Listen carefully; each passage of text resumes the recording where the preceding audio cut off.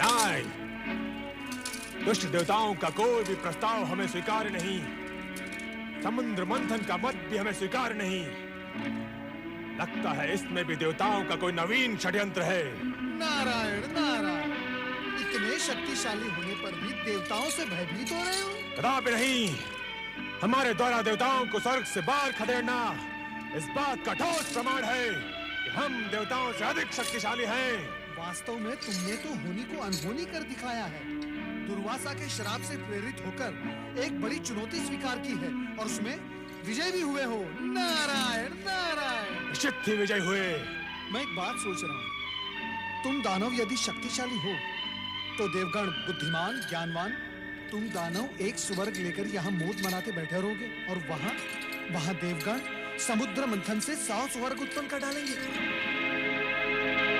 सत्य तो यह है कि आरंभ में देवताओं को भी कोई रुचि नहीं थी, परंतु भगवान शिवशंकर ने जब समुद्र मंथन से उत्पन्न होने वाले दुर्लभ पदार्थों की बात कही तो देवता सहर्ष मान गए। परंतु ये बात आपने हमें पहले क्यों नहीं बताई देवर्षि नारद? बताता तभी जब तुम सुनने को तैयार होते। तुम तो अपने पद के मद में डूबे हुए हो। नारायण नारायण। शिवशंकर पर तो हमें पूर्ण विश्वास है, परंतु यदि उनकी बात मानकर हम समुद्र मंथन का प्रस्ताव स्वीकार भी कर लें तो भी इस बात का क्या भरोसा कि समुद्र मंथन से उत्पन्न पदार्थों का वितरण सुरों और असुरों में निष्पक्षता से होगा। ऐसा प्रतीत हो रहा है सेनापति राहु कि तुम हमारा तात्पर्य नहीं समझ पाए। नारायण नारायण। सुनिए तो सही देवर्षि नारद। एक और तुम कहते हो कि तुम्हें भगवान शंकर पर पूर्ण विश्वास है और दूसरी ओर शंकर का आंचल भी नहीं छोड़ सकते। ऐसे तो कोई निर्णय नहीं लिया जा सकता। अरे देवर्षि, यदि एक बात देवताओं को मान्य हो तो हमें समुद्र मंथन का प्रस्ताव स्वीकार्य है। क्या? यही कि समुद्र मंथन से पहले हम स्वर्ग लोक नहीं छोड़ेंगे। इसका निर्णय तो भगवान शिवशंकर ही करेंगे और तुम ये भली भांति जानते हो और मानते भी हो कि वे निष्पक्ष नहीं। अब क्या कहें इसे, दानवों का दुर्भाग्य या देवों का भाग्य कि समुद्र मंथन से उत्पन्न होने वाले दुर्लभ पदार्थ मात्र देवों को ही प्राप्त होने की परिस्थितियां निर्मित हो रही हैं। धन्य हो प्रभु, धन्य हो। दानव अपने दुर्भाग्य का द्वार स्वयं खटखटाने जा रहे हैं। नारायण। देवर्षि नारद, मैं इस विषय पर एक बार शिवशंकर से बात करना चाहता हूँ। शुभस्य शीघ्रम। देवादिदेव महादेव और सेनापति राहु एक दूसरे से भली भांति परिचित हैं। चलो चले कैलाश। ओम नमः शिवाय। कैलाश। जाइए असुर सेनापति राहु। मुझे शिवशंकर से भेंट करनी है। कैलाशपति अभी ध्यान में है, तुम्हें प्रतीक्षा करनी होगी। बात महत्वपूर्ण है, मैं प्रतीक्षा नहीं कर सकता। शिवशंकर, महेश्वर, मेरा बात मत रुको, नहीं तो अनिष्ट हो जाएगा। नारायण नारायण नारायण नारायण। शांत हो जाओ, शांत हो जाओ। अतिथि के साथ ऐसा व्यवहार शोभा नहीं देता। किंतु ऋषिवर, ये हमारे शिवजी के ध्यान में बाधा डाल रहे हैं। इनसे कहिए कि बाद में आए। नारायण नारायण, ये बाधा नहीं डालेंगे। महादेव शिवशंकर की आज्ञा से ही वे यहाँ पधारे हैं। पधारिए पधारिए राहु, पधारिए।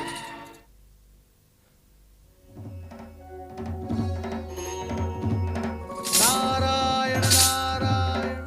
हे शिवशंकर, कैलाशपति। क्षमा करें प्रभु, आपके ध्यान में व्यवधान हुआ।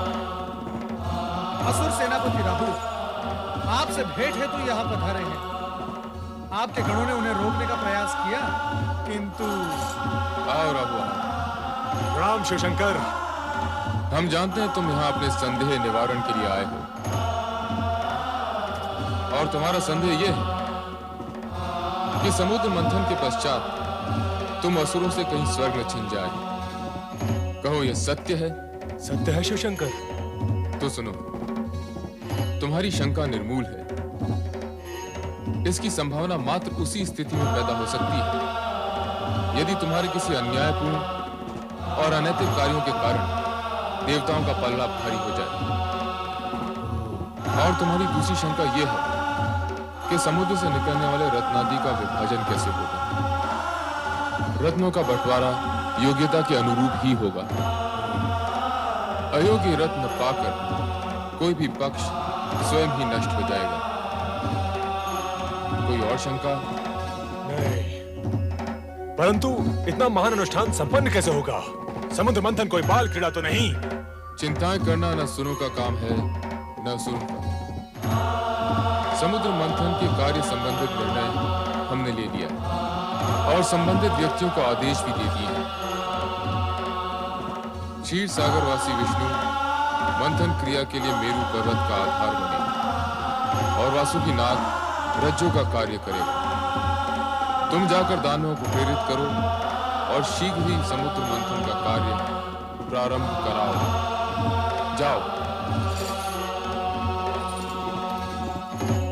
नारायण नारायण।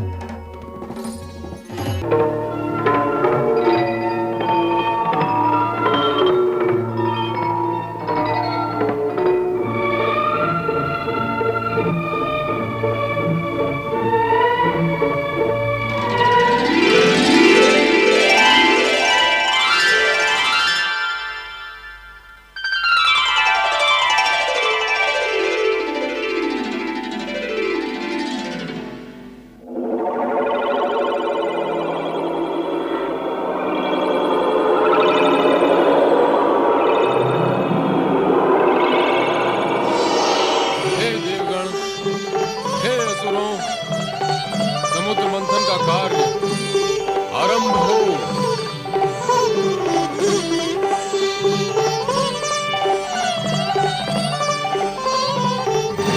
असुरो, तुम वासुकी को पूंछ की ओर से पकड़ो, हम देवता मुंह की ओर से पकड़ते हैं। नहीं, पूंछ का अर्थ पीछे होना और हम तुमसे शक्ति और बल में तनिक भी कम नहीं, इसलिए हम पूंछ को पकड़े। वो इसलिए कि तुम पातालवासी, सृष्टि के अंतिम छोर में रहकर ही तुम सहज रह सकते हो। कान में कौन सा मंत्र फूंक रहे हो मुनिराज? मंत्र? नारायण नारायण। मैं तो देवताओं से ये कहना था, तुम चाहे अपनी जितनी भी प्रशंसा कर लो, परंतु असुरों के समक्ष शक्ति में तुम शून्य हो, शून्य। आग और विष उगलते हुए वासुकी का मुंह पकड़ना देवताओं के बस की बात नहीं। नारायण नारायण। बहुत प्रसन्न हुए कि आज देवताओं को उनकी हीनता का ज्ञान तो हुआ।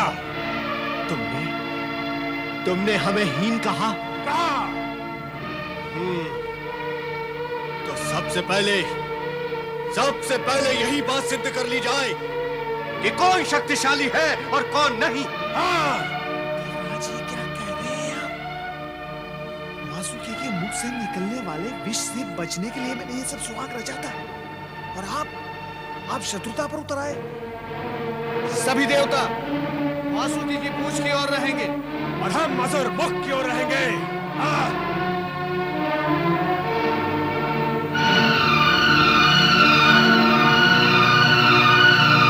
भगवान शिव शंकर की कृपा से समुद्र मंथन की आज्ञा पूर्व ही मिल गई है।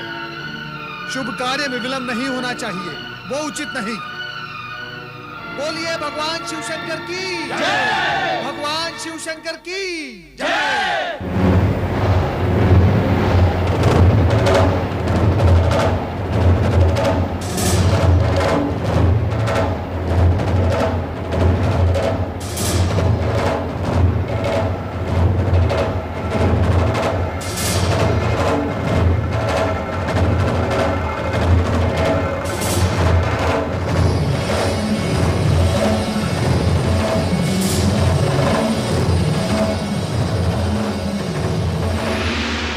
पकड़ने का निर्णय हमने उचित नहीं लिया, किंतु पीछे हटना भी तो संभव नहीं।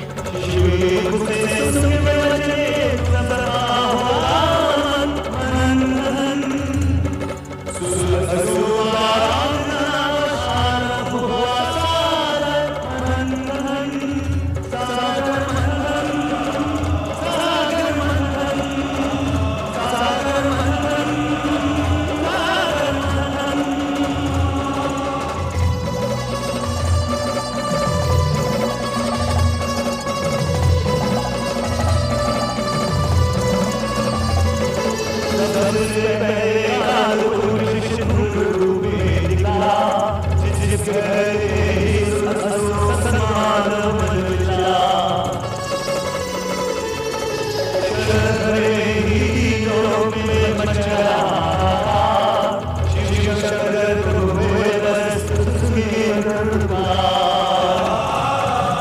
सती, ये विष इस सृष्टि का नाश कर देगा।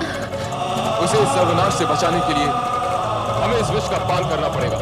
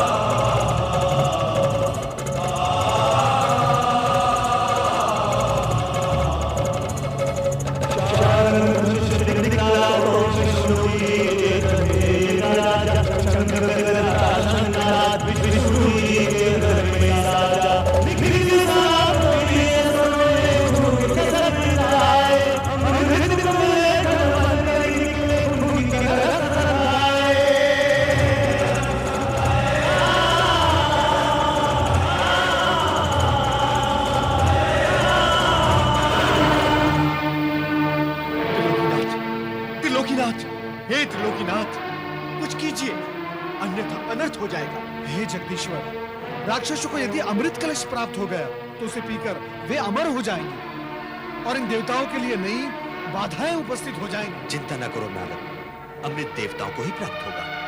देवगणों से कहो कि वे पंक्ति में बैठ जाएं।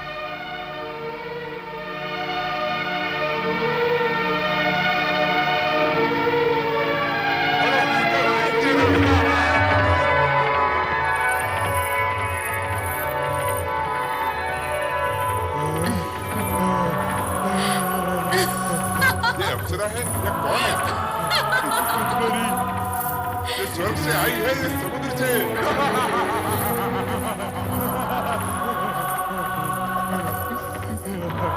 कहीं कहीं से भी आई हो, पहले अमृत पान तो कर ले। अरे अमृत पान तो बाद में करेंगे, पहले इसके रूप का मदिरा पान तो कर ले। रूप की रानी रूपमती, तुम कौन हो? कहाँ से आई हो? मैं कौन हूँ और कहाँ से आई हूँ? इन व्यर्थ के प्रश्नों में क्यों अपना समय नष्ट करते हो? सत्पुरुषों, केवल इतना जानो कि मैं तुम्हारी हूँ, तुम्हारे लिए आई हूँ। तुम्हारे लिए आई हूँ। के महल की महारानी, ये तो बताओ यहाँ किस लिए आई हो? तुम सभी को अमृत पान करवाने, अमृत पान करवाने के पश्चात तुम्हें सौंदर्य पान करवाऊंगी।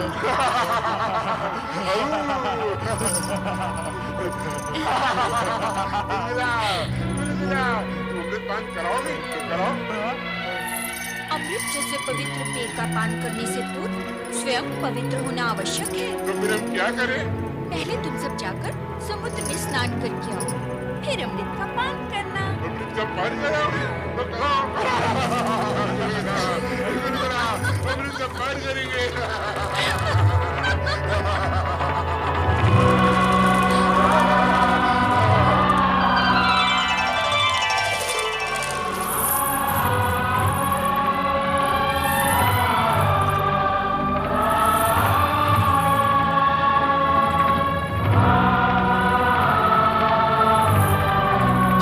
राक्षस है। हाँ, राक्षस है। हाँ, राक्षस है, राक्षस।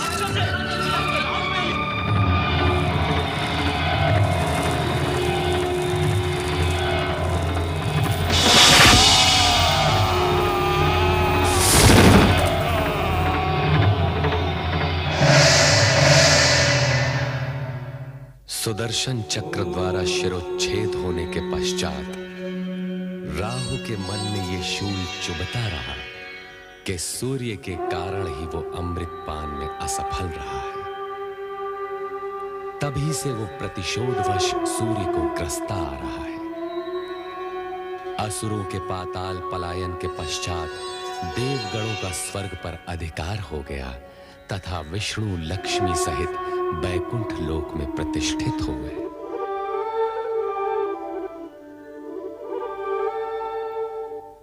हे जगदीश्वर श्री हरि, आपको पति के रूप में पाकर मैं धन्य हो गई। अब मेरे लिए क्या आज्ञा है स्वामी? हे महालक्ष्मी, तुम्हें समीप पाकर हम पूर्ण हुए। लक्ष्मी और नारायण को एक साथ देखने के लिए हमारे सारे भक्त लालायित हैं। मैं भी तो समुद्र के जल से आपके चरणों में आने की प्रतीक्षा कर रही थी स्वामी। इतने लंबे समय तक मुझे अपने से दूर क्यों रखा भला? हे महालक्ष्मी, हर कार्य पूर्व निर्धारित समय पर ही होता है। भगवान शिव की इच्छा अनुसार समुद्र मंथन जब होना था तब ही हुआ और हमें तुम प्राप्त हुई। नारायण नारायण। वैकुंठ में लक्ष्मी नारायण के प्रथम दर्शन करके आंखें धन्य हो गई। प्रणाम जगदीश्वर। प्रणाम माते। ये सृजनकर्ता ब्रह्मा जी के मानस पुत्र नारद है महादेवी, जो सारी सृष्टि में भ्रमण करते हुए भगवत भक्ति का प्रचार करते हैं। और अब मैं लक्ष्मी नारायण की भक्ति का प्रचार करूंगा। माता लक्ष्मी, आप तो धन वैभव की देवी हैं। आपके भक्तगण आपकी आराधना के बिना धन धान्य और वैभव कैसे प्राप्त कर सकते हैं? नारद जी, हमारी इतनी प्रशंसा न कीजिए, कहीं हमें अभिमान हो गया तो? नारायण नारायण। जो स्वयं भगवान श्री हरि के चरणों में विराजमान हो, उसे तो अभिमान छू भी नहीं सकता माते। महादेवी, कितने चतुर हैं हमारे परम भक्त देव ऋषि। आपको अभिमान ना हो, इसका प्रबंध इन्होंने अभी से ही कर दिया। ऐसा कहकर आप मुझे लज्जित न कीजिए प्रभु। मैं तो माता लक्ष्मी के चरणों की रज के समान हूँ। धन्य हो नारद। अब यह बताओ, तुम्हारे आने का प्रयोजन क्या है? प्रभु, आप मुझे प्रयोजन पूछकर लज्जित न कीजिए। माता लक्ष्मी समुद्र मंथन के बाद प्रथम वैकुंठ पधारी हैं। आप दोनों के एक साथ दर्शन करने हेतु चला आया। नारद, आपको तो ज्ञात है कि हमसे किसी की भी मन की बात छुपी नहीं रहती। आप महालक्ष्मी के दर्शन के साथ साथ एक और भी प्रयोजन लेकर आए हैं। जब आपको सब कुछ ज्ञात है तो आप स्वयं ही बता दीजिए ना। कभी कभी मैं अपने मन की बात भी नहीं समझ पाता। नारायण नारायण। ओम नमः शिवाय। भगवान शिव ने समुद्र मंथन से निकले विष का पान करके सृष्टि को नष्ट होने से बचा लिया। इसके लिए हमें उनका धन्यवाद व्यक्त करना है। क्यों देव ऋषि? आप सत्य कह रहे हैं प्रभु। मैं अभी ब्रह्मलोक से चला आ रहा हूँ। परमपिता ब्रह्मदेव ने भी मुझसे यही कहा। उन्होंने ये भी कहा कि देवराज इंद्र सहित सभी देवता भगवान शिवशंकर के प्रति अपना आभार व्यक्त करने के लिए कैलाश की ओर प्रस्थान कर रहे हैं। तब तो हमें भी वहाँ प्रस्थान करना होगा। कैलाश में भगवान शिव तथा माता सती के दर्शन भी हो जाएंगे। यह तो अति उत्तम विचार है देवी। अब आप मेरे यहाँ आने का प्रयोजन समझ गए प्रभु। नारायण नारायण। सच पूछिए तो मैं आप दोनों को यहाँ से कैलाश ले जाने आया हूँ, परमपिता ब्रह्मदेव की आज्ञा से। आप तो सचमुच चतुर हैं नारद जी। प्रभु आपसे भली भांति परिचित हैं। तो चलो कैलाश चलते हैं। ओम नमः शिवाय, ओम नमः शिवाय, ओम नमः शिवाय, ओम नमः शिवाय, ओम नमः शिवाय, ओम नमः शिवाय, ओम नमः शिवाय, ओम नमः शिवाय, ओम नमः शिवाय, ओम नमः शिवाय, ओम नमः शिवाय, ओम नमः शिवाय, ओम नमः शिवाय, ओम नमः शिवाय, ओम नमः शिवाय, ओम नमः शिवाय, ओम नमः शिवाय, ओम नमः शिवाय। त्रिलोकीनाथ भगवान शिव शंकर की जय। चराचरपति देवादिदेव महादेव की जय। शक्ति रूपिणी देवी सती की जय। भूत भावन भगवान शिव शंकर की जय। हे सदाशिव, जन कल्याण के निमित्त आपने हलाल अपने कंठ में धारण करके सृष्टि के सभी प्राणियों की रक्षा की है। हम सभी की ओर से आपको कोटि कोटि नमन। ब्रह्मदेव, हमें श्री हरि विष्णु का आभार मानना होगा। इन्होंने पहले कश्यप फिर मोहिनी रूप धारण किया, राहु का वध किया और अमृत की रक्षा की। समुद्र मंथन के सफल आयोजन ने न्याय और नीति की सार्थकता सिद्ध कर दी है भोलेनाथ। देवताओं को स्वर्ग मिला और असुरों को उनके कर्मों का फल। श्री हरि, सबसे अधिक लाभ तो आपको हुआ है। भगवती लक्ष्मी जो आपको प्राप्त हो गई। देवी सती, सत्य तो ये है कि मुझे श्री हरि प्राप्त हुए। इनसे अधिक लाभ तो मुझे हुआ है। नारायण नारायण। लाभ हानि की इस चर्चा में इस सत्य को हम सब भूलते जा रहे हैं कि समुद्र मंथन का मूलभूत विचार परम पिता ब्रह्मा जी का था। माता सरस्वती की सुमधुर वीणा के झंकार से यदि परमपिता ब्रह्मा जी की सृजनशीलता जागृत न होती तो समुद्र मंथन ही न होता। बस नारद, बस अपनी मति की गति को मंद करो और विचार करो कि ब्रह्मदेव की प्रेरणा और श्री हरि विष्णु के सहयोग के उपरांत भी हलाहल विष के लिए समुचित निराकरण न निकलता तो समुद्र मंथन का प्रायोजन, उद्देश्य और समुद्र से प्राप्त अन्य रत्नों की क्या गति हुई होगी? माता सरस्वती, शिव के योगदान की श्रेष्ठता तो निर्विवाद है। अंत में संकट एवं विकट की स्थिति को भोलेनाथ ने ही संभाला है। देवराज, मेरी स्तुति करने की अपेक्षा समुद्र मंथन के आयोजन तथा संपूर्ण प्रक्रिया से कुछ संदेश ग्रहण करेंगे तो हमारी सफलता और मंथन का कार्य सार्थक होगा। अर्थात सद्गुण सुफल देते हैं और तमोगुण कुफल। असुरों ने शक्ति, सुविधा और साधन संपन्न होते हुए भी पराजय का मुंह देखा तथा देवगण विजयी हुए। भविष्य में सचेत व सावधान रहने की आवश्यकता है देवराज। स्वामी, आपके अंतिम शब्दों से तो ऐसा लगता है जैसे आप सबको विदा करने की इच्छुक हैं। किंतु मैंने ना तो भगवती लक्ष्मी को दृष्टि भरकर देखा है और ना ही देवी सरस्वती से कुछ चर्चा की है। नारायण नारायण। चर्चा? जब दो देवियां चर्चा करती हैं, तो धरती में कंपन होने लगता है। यहाँ तो तीन तीन देवियां चर्चा करेंगी। नारायण नारायण। नारद, माता, अपनी वाणी पर विराम लगाओ। माता, यदि मैं अपनी वाणी पर विराम लगा दूंगा, तो श्री हरि का जाप कैसे करूंगा? नारायण नारायण। देवर्षि, अब केवल नारायण के जाप से कार्य पूर्ण नहीं होगा, अब तो नारायणी का जाप भी करना होगा। नारायणी तो नारायण में समाई हुई है माता। क्यों माता लक्ष्मी, सत्य है ना? आनंद आया।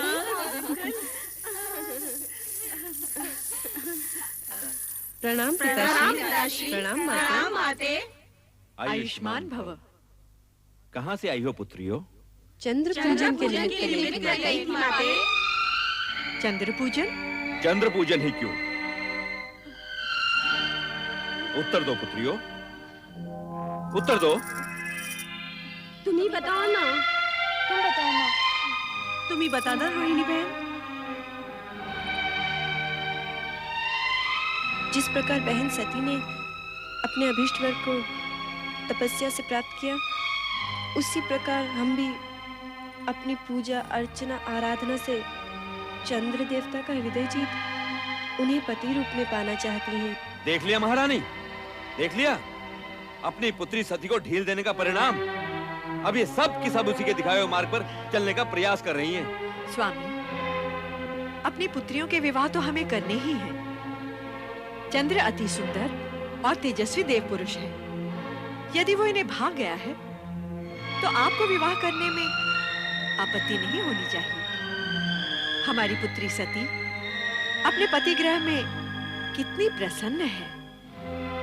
इन्हें भी इनका मनोवांछित पति मिलेगा, तो इनके सुख के प्रति भी हमें कोई शंका नहीं रहेगी।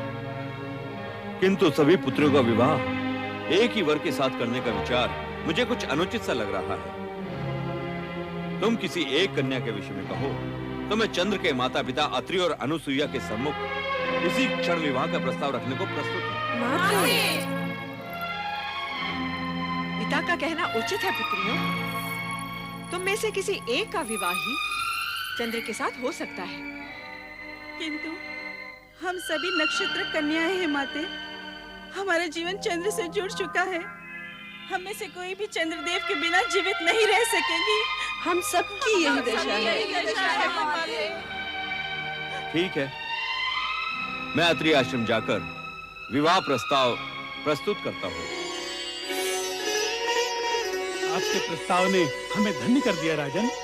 महिमाशाली राजा दक्ष प्रजापति की 27 पुत्रियां हमारी पुत्रवध में बनकर इस आश्रम की शोभा बढ़ाएंगी। ये हमारे लिए हर्ष और गौरव की बात है। गौरव तो आपने हमारा बढ़ाया ऋषिवर अत्रि जी। देवी अनुसुईया, हमारी पुत्रियों को चंद्र जैसा तेजस्वी पति और आप जैसे सात्विक मना सास ससुर मिले, ये उनके किन्हीं पुण्यों का ही प्रसाद है। अब आप आज्ञा दीजिए, विवाह का शुभ मुहूर्त निश्चित होते ही आपको सूचित करूंगा। जैसा आप उचित समझे। प्रणाम ऋषिवर। प्रणाम देवी अनुसुईया। प्रणाम।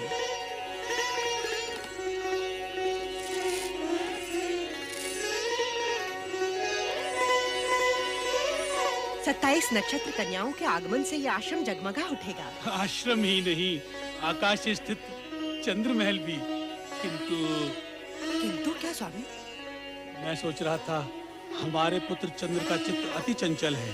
क्या वो 27 पत्नियों के प्रति अपना पति धर्म एक रूपता से निभा पाएगा? विवाह के बाद का चिंतन ना करें स्वामी। चिंता करने से होगा भी क्या? क्योंकि इन नक्षत्र कन्याओं का चंद्र से विवाह होना विधि का विधान है और हम इसे हर्ष पूर्वक स्वीकृति दे चुके हैं।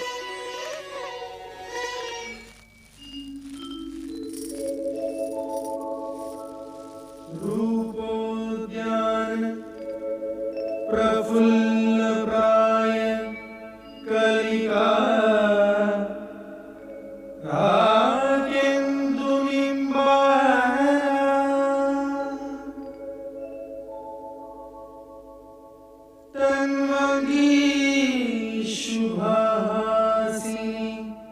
सुरसेवा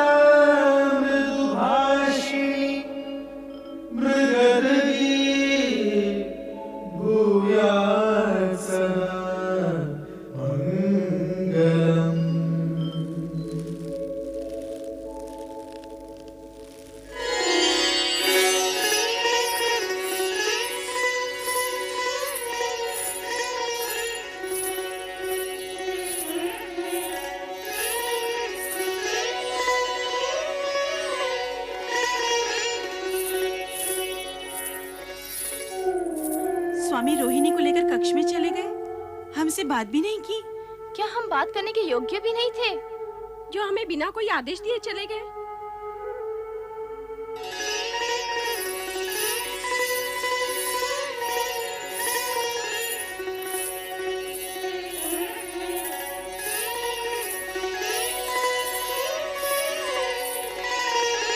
ये क्या प्रिय? मिलन की इस बेला में जब चंद्र रोहिणी को अपने शीर्ष पर सजाने का इच्छुक है, तो रोहिणी उससे छिटक रही है। क्या हम तुम्हें प्रिय नहीं? आप जैसे सुदर्शन पति को पाने के पश्चात भला कौन पत्नी ये कहेगी? किंतु आपका प्रेम ग्रहण करते हुए मेरे मन में ऐसे भाव आ रहे हैं जैसे मैं अपनी बहनों का प्रेम अंश उनसे छीन रही हूँ। प्रिय, पत्नी होना एक धर्म है, प्रेमिका एक भाव। तुम्हारी बहनें मेरी पत्नी अवश्य हैं, परंतु मैं प्रेम केवल तुम्ही से करता हूं। कि रात्रि की बेला बातों में व्यर्थ गंवाने के लिए नहीं है प्रिय। चलो विहार करें। अभी आपने कहा कि पत्नी होना एक धर्म है, इसी प्रकार पति होना भी एक धर्म है। और ये धर्म कहता है कि अपने प्रेम को सभी पत्नियों में समान रूप से वितरित किया जाए। किंतु आपने मेरी अन्य बहनों को प्रेम पिपासा में छोड़कर उचित नहीं किया। उनकी दशा उस चकोरी के समान हो गई है जो चंद्र के लिए हमेशा तड़पती रहती है। ऐसा प्रतीत होता है कि हम सबसे अधिक प्रेम स्वामी रोहिणी को ही करते हैं। विवाह 27 दक्ष पुत्रियों के साथ और प्रेम केवल एक के साथ, ये तो सर्वथा अन्याय है। हाँ, अन्याय है। ये अन्याय असहनीय है, दुखदायी है। क्या हमारा जीवन पति प्रेम पाने के लिए इसी प्रकार तड़पता रहेगा? नहीं, पति प्रेम पाने के लिए हमें कोई न कोई उपाय करना ही होगा, प्रयत्न करना ही होगा कि हम स्वामी के प्रेम पात्र बने, प्रेम पात्र अवश्य बने। तभी से तुम्हें प्राप्त करने की कामना में दग्ध हो रहा हूँ। जब तुम्हें प्रथम बार देखा था और अब जब हम मिलन के इतने निकट हैं, तो तुम तर्क पर तर्क की जा रही हो। मैंने तो केवल इतना कहा कि पति रूप में अपनी अन्य पत्नियों की उपेक्षा करना आपका धर्म नहीं है। प्रेम धर्म कर्म जात पात रीति नीति कुछ नहीं जानता। प्रेम की परिभाषा तो सबसे निराली होती है, और यदि तुम इस परिभाषा का अर्थ जान जाओगी तो स्वयं कच्चे धागे की तरह मेरे पीछे पीछे खिंची चली आओगी।